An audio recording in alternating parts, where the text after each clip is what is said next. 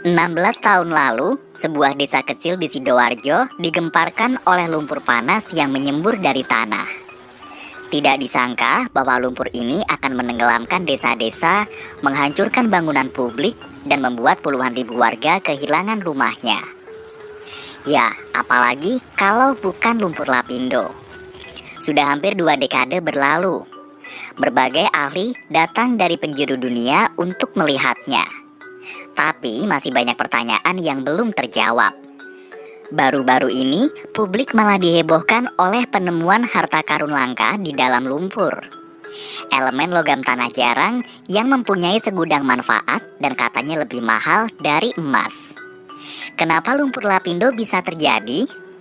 Dan bagaimana perkembangannya selama pukul 4:30 pagi 29 Mei 2006, lumpur panas menyembur di tengah persawahan Kecamatan Porong, Sidoarjo.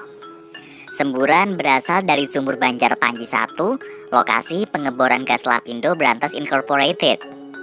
Penyebabnya masih diperdebatkan. Dan ada dua teori yang muncul.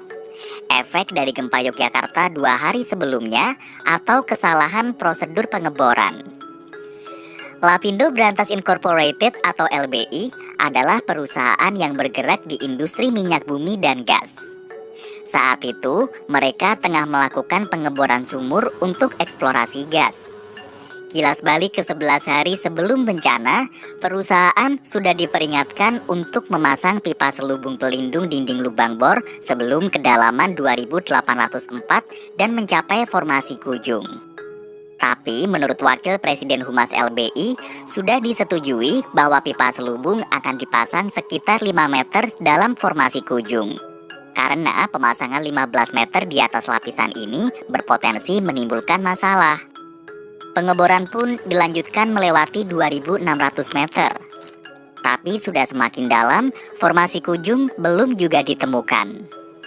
Mencapai kedalaman 2.834 meter, letusan uap air dan gas mulai terlihat 200 meter dari titik pengeboran. Dugaannya adalah karena terjadi percampuran lumpur, air, dan gas dari lapisan-lapisan tanah akibat retakan lubang. Tekanan yang terlalu tinggi pun mendorong naik campuran material tadi. Semburan lumpur lalu menjalar ke perumahan warga. Gas yang keluar dikabarkan mengandung hidrogen sulfida dan meracuni 2 penduduk sekitar. LBI awalnya mencoba menghentikan kebocoran dengan menuangkan lumpur berat ke sumur. Tapi material panas tetap meluas ke area sekitar. Kemudian perusahaan membangun tanggul penahan. Namun lumpur terlanjur menenggelamkan 750 rumah dan menutup 2 jalur kereta api. Saat itu volume semburan harian mencapai 5.000 meter kubik atau setara 2 kolam renang olimpiade, sehingga mampu merendam 90 hektar lahan dalam 21 hari. Tanggul pun berkali-kali jebol karena kesulitan menahan lumpur. Presiden Susilo Bambang Yudhoyono lalu menyusun strategi penanggulangan melalui penerbitan Kepres di 2006 dan Perpres di 2007. Dibentuklah Badan Penanggulangan Lumpur Sidoarjo untuk menangani luapan lumpur serta masalah infrastruktur dan sosial di sekitarnya. Tapi hasilnya tidak maksimal karena semburan lumpur harian terus meningkat hingga 100.000 meter kubik di 2008 atau dapat mengisi 40 kolam renang olimpiade. Bahkan lumpur sampai menjalar ke Jalan Raya Porong di 2010. Karenanya, LBI dan pemerintah juga harus mengganti rugi pada korban, dan jumlahnya tidak sedikit. Menurut Dadang Rukmana, Direktur Perkotaan Kementerian PU, pihak Lapindo akan membayarkan ganti rugi dengan cara membeli lahan yang terdampak dengan total 3,8 triliun rupiah.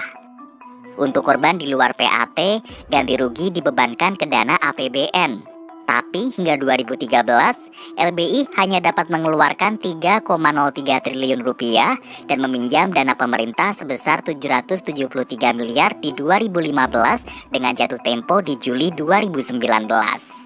Bukannya membayar utang saat jatuh tempo, LBI malah menyatakan adanya piutang 1,9 triliun rupiah dengan pemerintah untuk penanggulangan lumpur di 2006 sampai 2007. Utang LBI kemudian akan diselesaikan melalui perjumpaan utang. Secara tak langsung, pemerintah juga ikut menanggung ganti rugi. Dengan total alokasi dana APBN yang mencapai 11,27 triliun rupiah, penanganan lumpur lapindo tidak juga selesai di 2017. Pemerintah diperkirakan masih membutuhkan 1,5 triliun rupiah lagi untuk menuntaskan penanggulangan ini. Anggaran sebesar 380 miliar pun kembali dikucurkan di 2020. Ajaibnya, meski lumpur lapindo dinobatkan sebagai bencana metana terbesar di bumi, kegiatan blok berantas masih berjalan. Di 2018, Kementerian ESDM memperpanjang kontrak bagi hasil dengan LBI selama 20 tahun. Dan Lapindo Brantas akan kembali melakukan eksplorasi migas tidak jauh dari titik semburan.